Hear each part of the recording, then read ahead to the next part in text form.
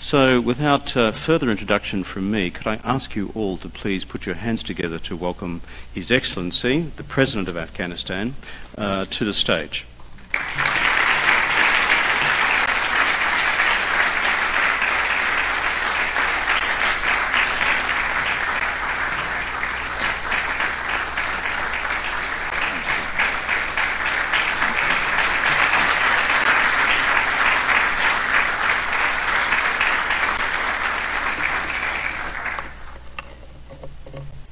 Bismillahirrahmanirrahim. Prime Minister, Mr. Farid Zakaria, friends, colleagues, distinguished ladies and gentlemen. Let me begin by paying tribute both to our security forces and to men and women in uniform from many countries among our allies, particularly the United States. And of course, Australia, where a museum in Sydney honors those brave soldiers and officers who fought shoulder to shoulder with us. Over 1 million American men and women in uniform have fought with us, lived with us, and it's an extraordinary pleasure that when I see them, they say they've left their heart in Afghanistan. This is an extraordinary tribute to our people, because the welcome that the people of Afghanistan have accorded to our international partners is unique. We're at a moment of change, a radical change in context. And we have two ways of having a conversation. One is to dwell on the past. Another is to take stock of today and this opportunity and really focus on the prospects of the future. Briefly on the past. When I was sworn in as Afghanistan's president, we dealt with a radical uncertainty as our overwhelming context. President Obama had publicly announced that American troops will be reduced to 600, and departure was proceeding very rapidly, per our desire, and as the person who had headed the security transition, I was determined to finish the security transition in Afghanistan, which we did on time on December 31, 2014. Our first attempt in that context was to raise the issue of peace. And peace for us is meant a double process of peace. First and foremost, peace between the states of Afghanistan and the states of Pakistan. This peace is fundamental to creating stability and, following that, prosperity both in South and Central Asia. So I reached out, and we all reached out, the Government of National Unity, my colleague Dr. Abdullah, all my colleagues. But unfortunately, the last 2.5 years were not productive on that quest. Instead, we had to fight. And I hope it has become clear that the Afghan security and defense forces have fought with determination, with valor, and with distinction. Let me just highlight how some of our forces are doing extraordinary things. On May 31st this year, 5 Afghan policemen at the diplomatic quarter in Kabul saw a truck bomb heading towards the German embassy. It was a question of decision of minutes. They decided to sacrifice themselves, causing the truck to implode before it would hit the German embassy. Had the truck hit the German embassy and its surrounding embassies, Kabul probably would have had the unfortunate distinction of entering the Guinness Book of Records as the slaughterhouse of international diplomatic prisons. These men did not hesitate. This type of story recurs with enormous regularity. We have fought hard because we had to. But also, what is extraordinary is that in a moment of fighting, we've been able to carry significant reforms. And the reform of the Ministry of Defense is a tribute again to the imagination of my colleagues. Particularly, I'd like to single out Minister Atmar, my colleague National Security Advisor, and my other colleagues, for their enormous work to making sure that one of the most successful generational transitions in our history and security forces is underway. Our Minister of Defense is under 40. He is not part of the generational quarrels of the 1980s, 1970s, 80s, and 90s. This generational transformation is taking place both in the civilian and security sector in Afghanistan, and it is quite significant.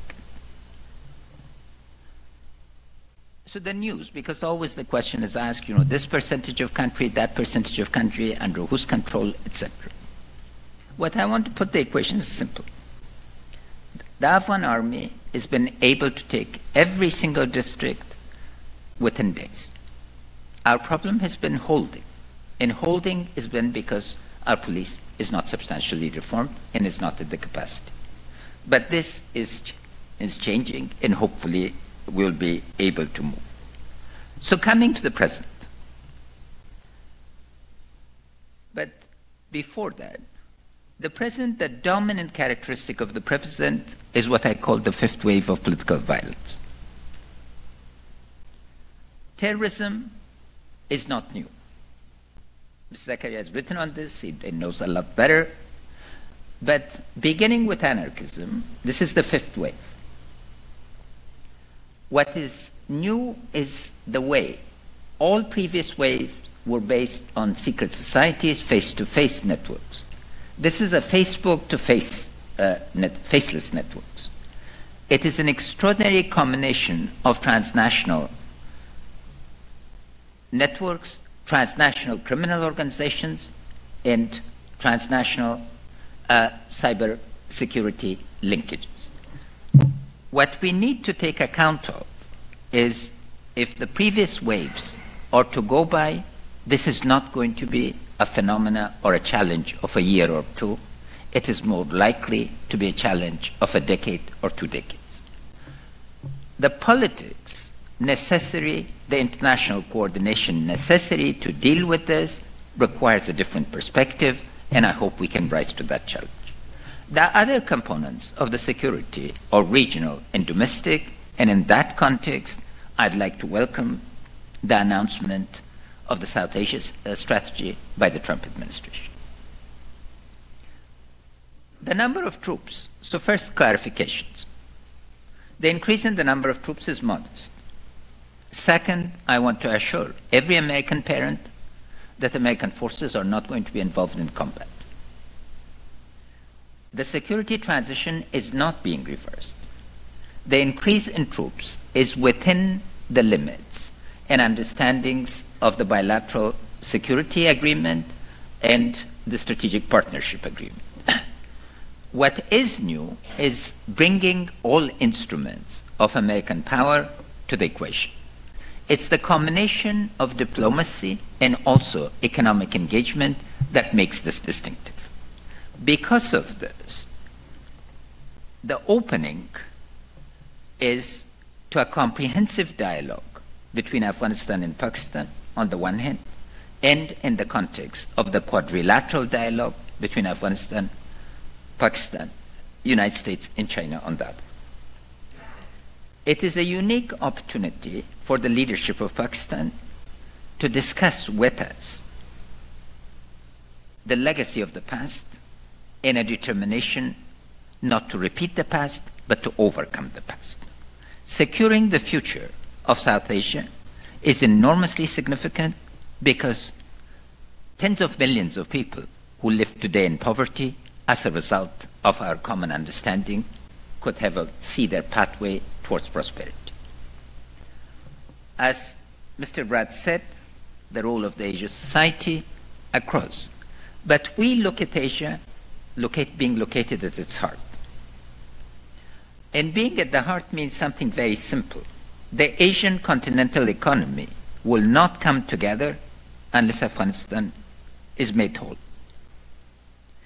The shortest way between different parts of Asia is to go through Afghanistan. And what we focused on, and this again is a significant difference, all our neighbors, near and far, with the exception of Pakistan until now, have been engaged in a very intense and productive dialogue. That dialogue in the context of this strategy will be intensified and we will be able to move forward. The goal, the overarching goal of the strategy into which the Afghan government and people are dedicated is a political settlement. And this political settlement, again, has two parts. One, state-to-state understandings and the primacy of state-to-state relationship in contrast to reliance of non-state actors, particularly malign non-state actors. And second, an offer of political dialogue to Taliban.